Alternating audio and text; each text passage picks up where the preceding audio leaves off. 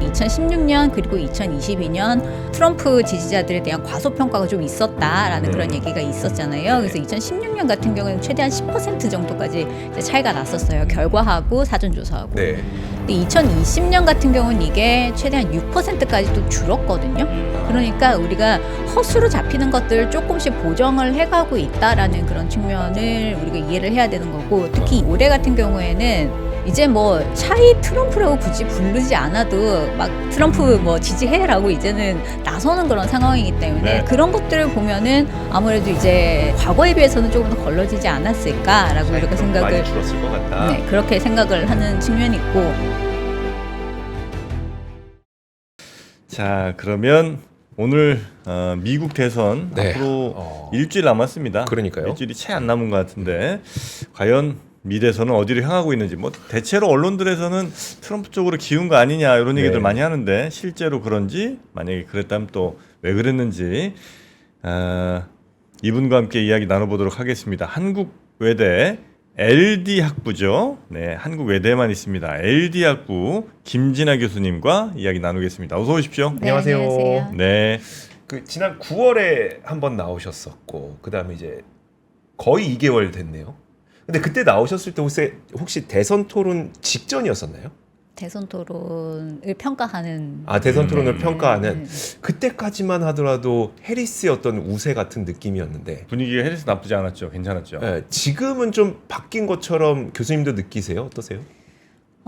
원래 양측은 계속 박빙이었어요. 그러니까 박빙이었고 1차 대선 토론, 그러니까 바이든 대 트럼프 네. 이때도 공화당이 아주 조금 우세한 상황이었거든요. 그래서 1% 안에서 조금씩 왔다 갔다 하는 그런 상황이었는데, 이제 대선 토론 1차를 민주당이 워낙 못했고, 네. 그래서 그때부터 공화당이 조금 올라가기 시작하면서 어디서 치고 올라갔냐면 사실은 총격 사건이에요. 아, 총격 사건. 네, 맞아요. 총격 사건 전에 다시 또 내려오려고 하다가 총격 사건 때문에 다시 올라갔어요. 네. 그러고 나서 이제 민주당에서는 후보 후보 교체를 바꾸고. 해서 네. 이제 민주당 쪽으로 다시 여론이 이제 옮겨왔죠. 그리고 나서 쭉 올라가다가 좀 꺾이려고 하는 순간에 계속 이제 이걸 잘 잡고 있었어요, 사실은. 네. 잡으면서 이제는 조금 이제 떨어지는 그런 시점이 이제 온 거고, 그래서 다시 박빙으로 돌아간다. 이렇게 보시면 될 것 아, 같습니다. 지금 현재는 박빙으로 온 상황이에요? 네. 아, 양측이 서로 유리한 측면에서 왔다 갔다 하는데 박빙을 중심으로 해서 사실 이렇게 차이가 있습니다. 아, 그래요. 이게 이제 양측이 서로 우리가 이긴다 이렇게 얘기를 하니까 그냥 박빙처럼 보이는 거예요? 아니면 실제로도 박빙입니까? 여러 측면에서 좀 봐야 되는데 선거를 보는 건 두 가지일 수 있을 것 같아요. 전국적으로 여론조사를 하면은 아직까지는 민주당이 우세합니다. 네. 조금이라도 우세를 하게 나오는데, 중요한 거는 사실은 경합주잖아요. 그렇죠. 이게 선거인단 표를 가지고서 계산을 하는 거니까. 네. 그래서 민주당에서 지금 잡아야 되는 러스트벨트 3가지가 있고, 요거만 잡으면 끝이 나는 건데 네. 위스콘신 그리고 미시건 같은 경우에는 계속 조금 우세를 유지를 하고는 있어요. 이게 조금씩 표차가 줄어들기는 하지만, 그런데 펜실베니아는 여전히 왔다 갔다 해요. 그래서 안심할 수 없는 상황이다라고 볼 수가 있을 것 같고, 어제 기준으로 했을 때는 공화당 쪽이 훨씬 더 유리한 쪽으로 나왔으니까, 훨씬 더? 예, 공화당 쪽이 유리한 쪽으로 나왔기 때문에 지금 당장 뚜껑을 연다라고 하면은 아무래도 민주당에서는 조금 불안한 조짐이 조금 감지가 되기는 예. 하는데, 아직은 일주일이 남았거든요. 네. 그렇기 때문에 또 어떻게 변할지 아, 모른다는 거고. 일주일 사이에도 뭐가 좀 왔다 갔다 하기도 해요? 아니, 물론 그렇죠. 왜냐면은 일단 민주당에서 계속적으로 이제 우세를 아주 오랫동안 계속 유지를 해왔었거든요, 사실. 네. 근데 그 이유는 선거 자금이 굉장히 많이 몰렸어요. 아, 그렇죠. 후보 교체 이후에. 거의 더블 차이 나죠. 예, 2배 정도 차이가 나고, 그 자금을 다 광고하는 데 쓰고 조직력 관리하는 데 쓰기 때문에 이 조직력만 따졌을 때도 민주당 대 공화당 하면 10배 차이가 나요. 훨씬 더 많은 조직력을 가지고 있고, 거기다가 플러스해서 이제 돈을 받지 않는 자원봉사자들, 이거 하면 20배 정도 차이가 나거든요. 그렇기 때문에 민주당이 그렇게 많아요? 굉장히 지금 사람이 많다는 거예요. 조직력의 차이가 10배라는 게 무슨, 그러니까 금액이 많다는 거예요? 그러니까 선거 캠페인에 연루돼서 같이 뛰는 사람들의 사람의 숫자를 네네. 이제 해봤을 때 그렇고요. 등록되어 있는 유권자들만 따졌을 때도 예. 민주당이 사실은 훨씬 더 많습니다. 예. 훨씬 더 많아요. 그렇기 때문에 그거를 따져봤을 때 뭐 구조적으로는 민주당이 유리하기는 하지만 네. 이게 일주일 전에 또 어떤 일이 일어나는지가 상당히 또 중요하거든요. 네. 그리고 우리가 계속 이제 얘기를 하고 있는 게 2016년 그리고 2022년 사실은 뭐 사전조사 여러 번 했지만 트럼프 지지자들에 대한 과소평가가 좀 있었다라는 그런 얘기가 있었잖아요. 네. 그래서 2016년 같은 경우는 주별로 조금 다르긴 한데 최대한 10% 정도까지 이제 차이가 났었어요. 결과하고 사전조사하고. 네. 근데 2020년 같은 경우는 이게 최대한 6%까지 또 줄었거든요.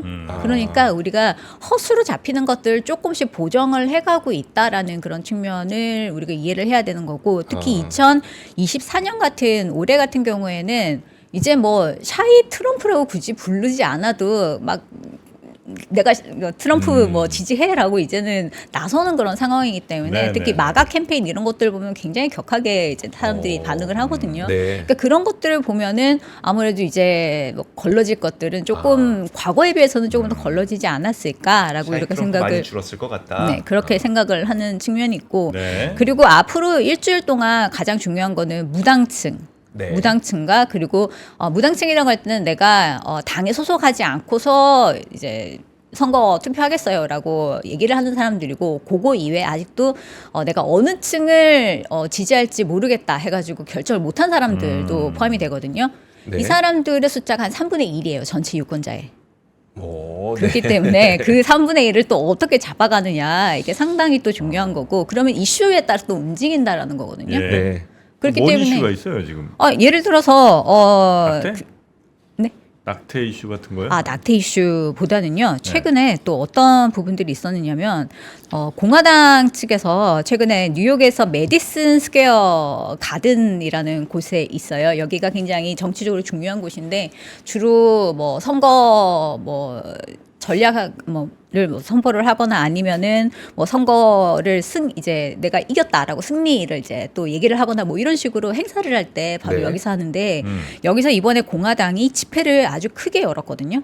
그래서 마치 공화당의 전당대회를 다시금 하는 듯한 파티를 좀 했단 말이에요. 네. 그래서 여기에 모여들었던 사람들이 굉장히 격한 발언들을 계속 쏟아내고 그 중에서 힌치클리프라는 이제 코미디언이 있었는데 푸에르토리코 사람들을 향해서 굉장히 인종차별적인 발언을 했습니다. 뭐라고 했냐면 떠다니는 쓰레기들이다라고 얘기를 했어요. 네, 네. 근데 이게 라틴계들한테는 거의 불을 붙인 격이 그렇죠. 됐거든요. 네. 그렇기 때문에 네.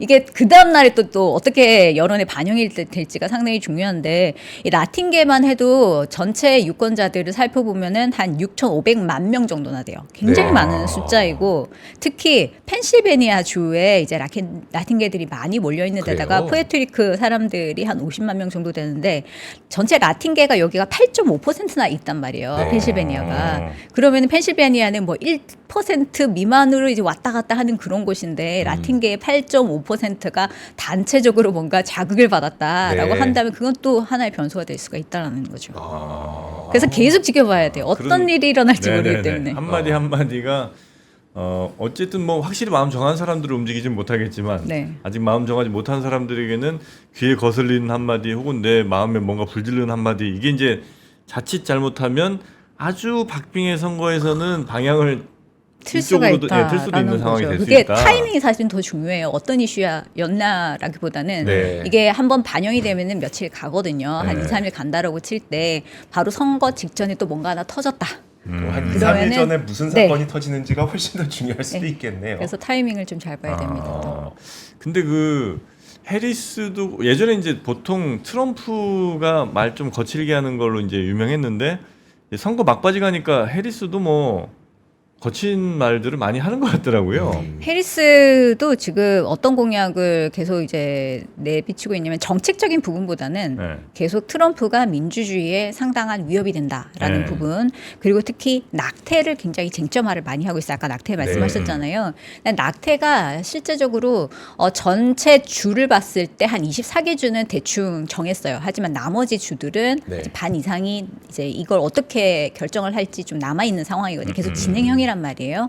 그렇기 때문에 낙태에 굉장히 민감한 여성들이 사실 샤이 해리스라고 네. 부를 수 있을 만큼 평소에는 뭐 성향을 드러내지 않지만 실제 투표장에서는 민주당에 훨씬 더 유리한 투표를 할 수 있는 그런 세력으로 잡히기 때문에 특히 여성층 중에서 젊은층 그리고 이제 경합주에 있는 여성들 이런 사람들이 상당히 투표율이 증가하게 된다라고 한다면 이것도 상당한 변수가 될 거기 때문에 네. 그래서 낙태와 관련해서도 굉장히 세게 발언하는 부분들이 계속적으로 우리가 이제 볼 수가 있는 부분이고 그리고 아까 민주주의에 위협이 된다라는 부분은 굉장히 중요한 게 이번 이슈에서 가장 중요한 게 2020년 같은 경우에는 그때는 의사당 난입 사건이 없었어요. 네. 그 전에 선거를 했단 말이죠. 네. 근데 그 이후에 이 변수가 하나 생겼기 때문에 트럼프 진영 내에서 약화되는 조짐이 상당히 많이 보여요. 그래서 과거에 비해서 트럼프의 어떠한 지지율도 당내에서 살짝 감소했고 그만큼 네. 이탈표가 생겼다라는 거거든요.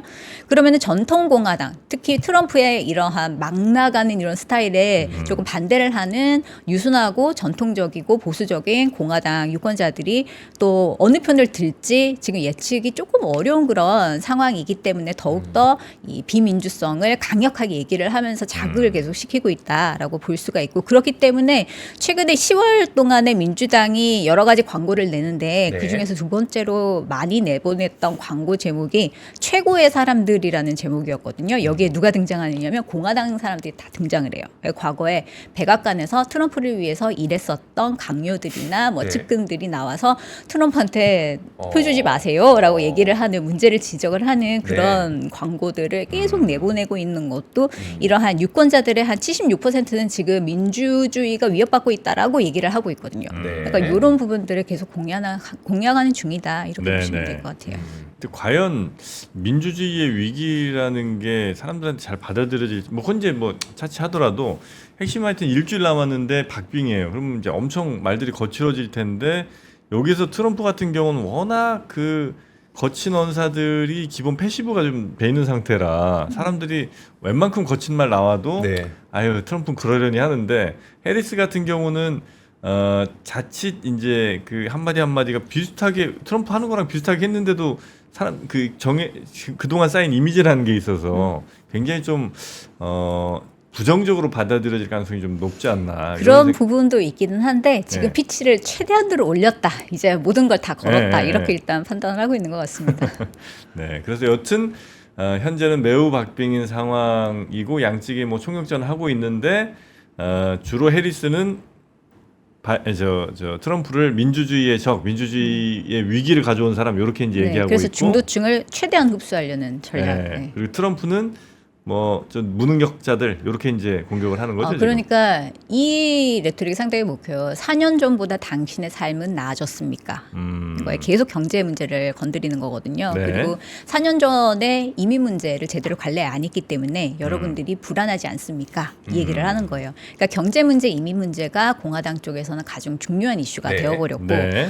그리고 이제 사실 범죄율만 따지자면 바이든 정부 때 범죄율이 훨씬 더 낮아요. 트럼프 정부 때보다. 그럼에도 불구하고 이제 약간 위기의식, 뭔가 이제 피해를 받는다라는 그런 의식 이런 것들을 계속 고취시키는 그런 전략을 쓰고 있는데 지금 이런 것들을 계속 한다라는 거는 아까 말씀드린 그런 뉴욕 집회에서도 우리가 볼 수 있듯이 만약에 중도층을 더 끌어들이겠다라는 전략을 했으면 그렇게 막말을 내보내지 않았을 거거든요. 네. 그러니까 지금의 공화당 특히 트럼프 캠프 측은 지지율을 더 다지겠다.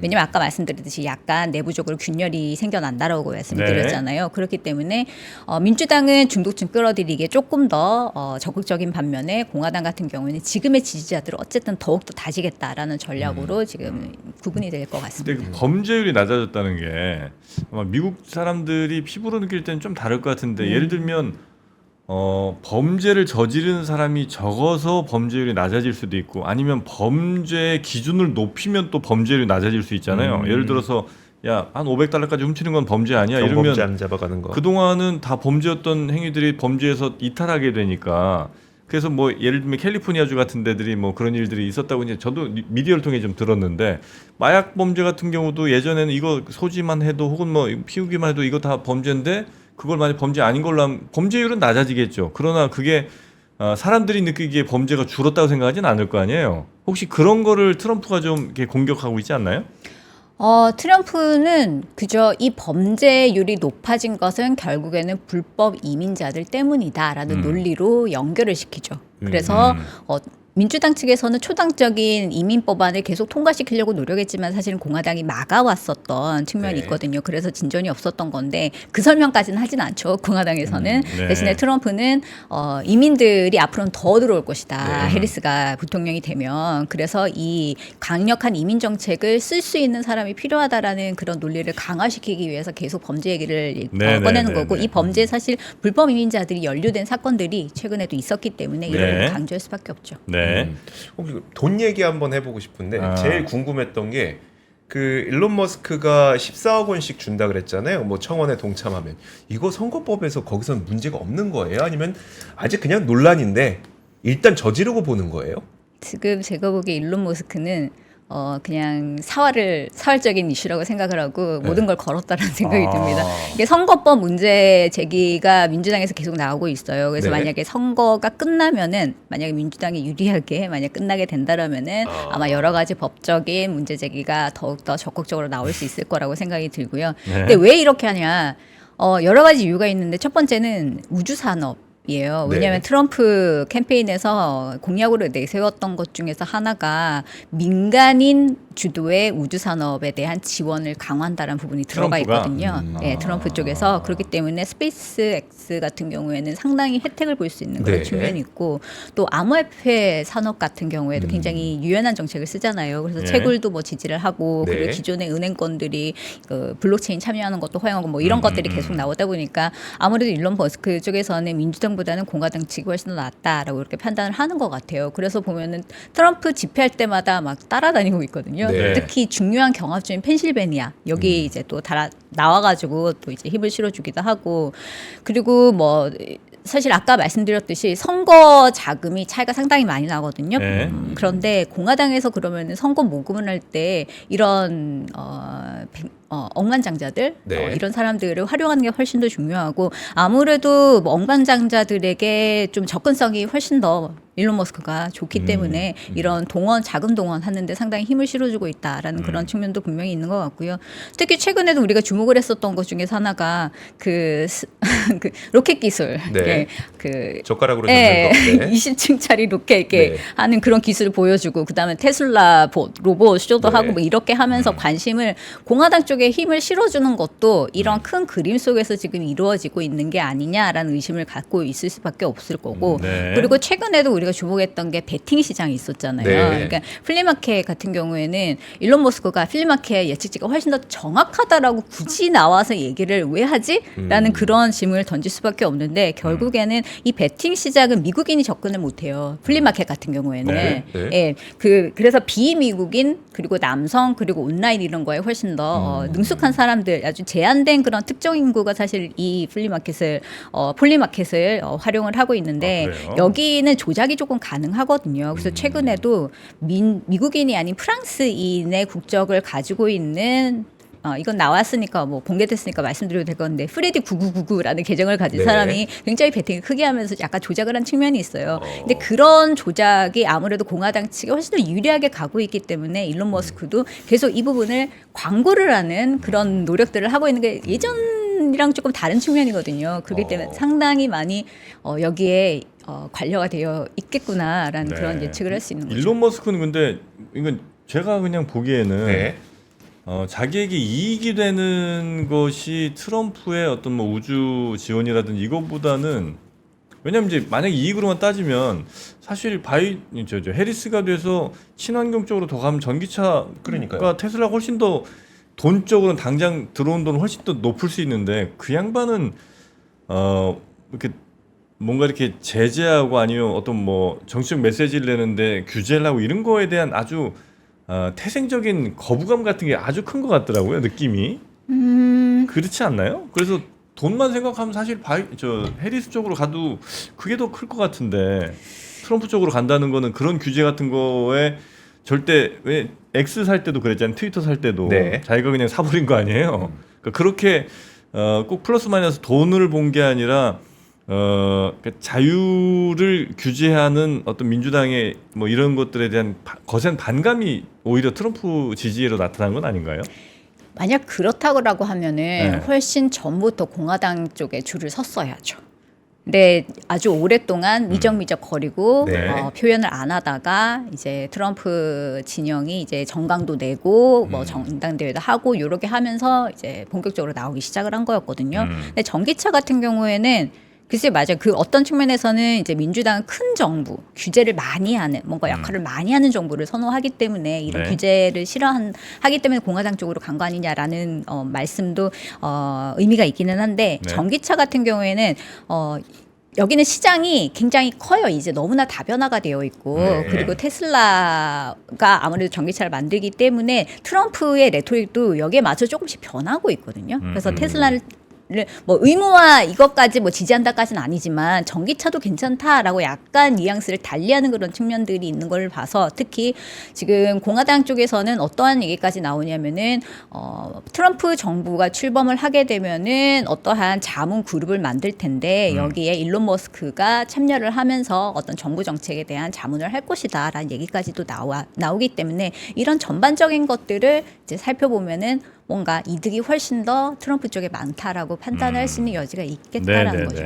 사실 저도 전문가분들하고 그 얘기를 되게 많이 나눠봤어요. 그러니까 도대체 일론 머스크는 왜 트럼프 쪽의 편을 들고 있느냐, 본인한테 이득이 뭐길래. 사실 어느 누구도 제대로 설명하는 걸 저도 못 들었습니다. 그러니까 뭐 첫 번째로 그런 얘기는 있었죠. 어차피 보조금 안 주면 전기차 보조금 안 주면 전기차 보조금 안 줬을 때 살아남을 수 있는 전기차는 뭐야? 라고 하면 뭐 테슬라 정도 떠오른다. 이런 논리도 있기도 하고 오히려 이제 뭐 인공지능과 관련해서는 이제 그 지금 뭐 트럼프 쪽에서 조금 더 우호적이기 때문에 나중에 FSD까지 생각하면은 뭐 여러 가지 설명은 있는데 네. 뭐가 딱 저도 들으면서도 잘 안 와닿는데 참 이게 어렵더라고요. 근데 일론 머스크라는 사람을 저는 이제 그렇게 이해를 하거든요. 그래서 자유. 물론 이제 뭐 돈이라는 거 이것도 굉장히 중요한 일이긴 하지만 그것 돈을 버는 목적도 역시 나중에 화성을 간다니 뭐 이런 네. 굉장히 큰 그게 있고 예를 들면 트럼프도 그 트위터에서 잘려갖고 또 어디 막 가고 그랬잖아요. 뭐 네. 페이스북 같은 데 잘려갖고 어, 자기가 네. 미디어 만들잖아요. 네. 이런 거에 대한 동조가 좀 있는 것 같고 물론 아주 개인적인 생각입니다만 그러니까요. 그러면 해리스 쪽에 붙은 기업인들은 훨씬 더 많죠. 지금 트럼프에 일론 머스크가 있다면 해리스에는 좀 큰 굵직굵직한 사람들 누구 있습니까? 해리스 쪽은 아무래도 월스트리트 금융계 쪽이랑 그리고 실리콘밸리도 여전히 해리스 쪽을 이제 지지를 하고 있고 네. 그 슈퍼팩이라고 하는 정당 지지하는 그런 이제 자금 그 캠페인 쪽에서 관리하는 그런 것들도 보면은 상당히 민주당 쪽을 많이 여전히 지지를 하고 있는 것 같아요. 근데 네. 아까 말씀드렸던 자금 문제는 실제로는 이제 풀뿌리 자금 있잖아요. 네. 개인들이 조금 소규모의 그런 자금을 지원을 해서 이제 힘을 실어주는 이런 것들이 민주당 쪽에 훨씬 더 많습니다. 그렇기 때문에 훨씬 더 저변이 넓다라고 우리가 판단할 수 있는 부분이 있다. 네. 대체로 뭐 저 캘리포니아나 이런데 큰 기업들, IT 기업들은 대체로 해리스 쪽에 많이 손을 좀 들어주고 있는 거죠. 과거에는 그랬는데 이번에 살짝 이거 여기도 변화가 좀 왔나요? 네, 여기도 약간 갈렸다라는 얘기가 네. 좀 있습니다. 그래서 트럼프 쪽을 지지하는 파 그리고 안 하는 파 이게 조금 지금 선거만큼이나 좀 혼란스러운 것 같아요. 아 그래요. 또 저 스타들은 대체로 또 민주당 쪽이고. 그렇죠. 이제 LA 쪽에 있는 유명 배우들이나 아니면 가수들 이런 사람들이 아무래도 이제 지지 선언을 많이 하면서 나오는 게 민주당의 예전의 전략이었어요. 그런데 올해에 또 이제 공화당에서 안 하던 일을 하는 게 이런 셀럽들을 계속 끌어들여서 선언을 하게끔 이제 네. 지지 선언을 하게끔 하는 것도 이번에 공화당에서 굉장히 많이 시도를 하고 있거든요. 그래서 보면은 뭐 헐크나 아니면은 멜 깁슨이나 이렇게 우리가 좀 잘 알고 그러니까요. 있는 네. 그런 사람들이랑 뭐 헐크. 그리고 또 뭐 헐크 누구요? 헐크 호간. 옛날 헐크 호건. 맞죠, 예. 맞죠. 그 옛날 그래서 전당대회 때도 네. 나오고 그렇게 하는 것을 봐서 상당히 과거보다는 지금 뭔가 불안하다라는 그런 시그널로도 사실은 보이기는 해요. 그리고 하버드대 조사에 의하자면 이 유권자들 표에 얼마나 영향을 주느냐 이것을 연구를 했는데 네. 상당한 영향을 준다라고 연구 셀럽들이. 결과가 네. 나온 적이 있거든요. 왜냐하면 아무래도 셀럽들이 나오게 되면은 그만큼 주목을 하게 되잖아요. 네. 그렇기 때문에 어떤 모멘텀을 만든다라는 점에서 그럴 수가 있을 것 같고, 그래서 민주당 같은 경우에는 로버트 드니로가 예를 들어서 뉴욕에서 트럼프가 재판을 받고 있을 때 바로 앞에 나와가지고 네. 재판장 바로 앞에서 이제 인터뷰를 막 하면서 사람들이 이제 모여들게끔 그러면서 관심을 이 트럼프 재판에 쏟게끔 하는 그런 역할도 분명히 했거든요. 네. 이런 것들은 충분히 의미는 있을 것 같습니다. 자, 그럼 이제 시간이 좀 다 됐는데 혹시 우리 교수님께서는 베팅하신다면 자 100만 원으로 베팅합니다. 뭐 누가 된다는 예측은 하지 마시고요. 100만 원을 베팅하면 누구한테 거시겠습니까? 저는 그냥 제가 선호하는 쪽에 걸고 싶은데 저는 민주당을 훨씬 더 선호하는 편이에요. 1억 왜냐면은 겁니다. 1억으로 가죠. 1억이면 그냥 선호로는 못 갈 텐데요.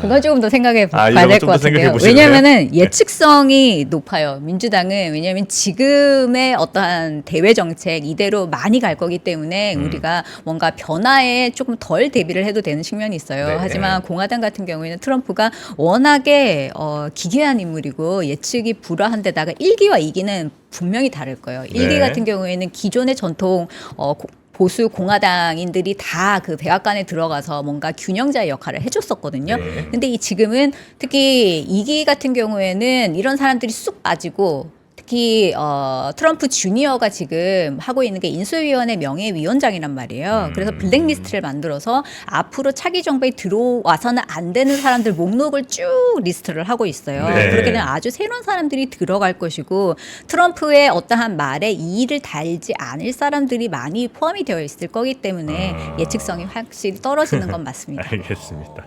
자, 100만 원이면 해리스, 1억이면 생각을 조금 더 해보실. 자, 오늘 함께 지금 또 그 들끓는 세계, 네. 요것도 함께 컨텐츠 또 하고 계시잖아요. 네, 그래서 우리 김진아 한국외대 LD학부 교수님 오늘도 재밌었고요. 다음 번에 또 아마 미대선 전후로 아마 또 이후에? 저희가 시간 괜찮으시면 한번 네. 보시게 될 것 그렇게 같은데 하겠습니다. 잘 좀 부탁드리겠습니다. 네, 감사합니다. 고맙습니다. 감사합니다. 삶의 격을 높이는 9가지 지혜를 함께 나눕니다. 위즈덤 칼리지 시즌 2 영상 아래 링크를 클릭하시면 자세한 내용을 확인하실 수 있습니다.